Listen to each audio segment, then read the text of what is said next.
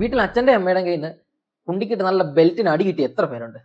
പുളിയുടെ വാറും കൊണ്ട് അടി കിട്ടി എത്ര പേരുണ്ട്? നല്ല വടിയും കൊണ്ട് നല്ല അടി കിട്ടി കുണ്ടി പൊട്ടുന്ന പോലെ തല്ലുകൊണ്ട എത്ര പേരുണ്ട് ഇവിടെ? ഇന്ന് വീട്ടിൽ നിന്ന് അച്ഛനും അമ്മയൊക്കെ തല്ലുന്നത് കാര്യം പറയുമ്പോൾ ഇപ്പോഴത്തെ തലമുറ പറയുന്നത് തല്ലാൻ പാടില്ലെന്നാണ് പറയുന്നത്. എന്റെ അഭിപ്രായം 90 കിഡ് ആയതുകൊണ്ടായിരിക്കും പറയുന്നത്. ചെറുപ്പത്തിൽ അച്ഛനും അമ്മയും തല്ലി തന്നെ വളർത്തണം. തല്ലി വളർത്തിയാൽ മാത്രമേ ഒരു തെറ്റ് ചെയ്യാൻ പോകുമ്പോഴത്തേന് അത് ചെയ്യാൻ പോകുന്നത് തെറ്റാണെന്നൊരു ബോധ്യം ഉണ്ടാകത്തുള്ളൂ. നമ്മൾ അമേരിക്കയിലോ അങ്ങനെയുള്ള ഏതെങ്കിലും ഒരു യൂണിവേഴ്സിറ്റി നടത്തിയ പഠനം അനുസരിച്ച് നമ്മുടെ നാട്ടിലെ കുട്ടികളെ വളർത്തരുത്.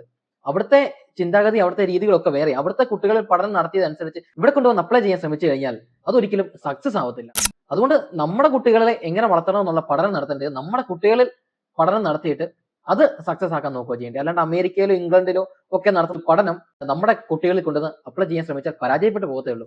എന്റെ വ്യക്തിപരമായ അഭിപ്രായത്തിൽ ചെറുപ്പത്തിൽ കുട്ടികൾക്കിട്ട് നല്ല തല്ലുകൊടുത്ത് തന്നെ വളർത്തണം. തെറ്റ് ചെയ്തു കഴിഞ്ഞാൽ അത് തെറ്റാണെന്ന് പറഞ്ഞ് അടി കൊടുത്ത് വളർത്തിയാൽ മാത്രമേ അവർ നന്നായി വരത്തുള്ളൂ എന്നാണ് എന്റെ അഭിപ്രായം.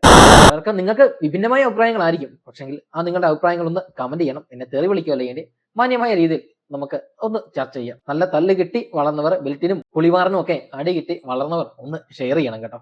Thank you.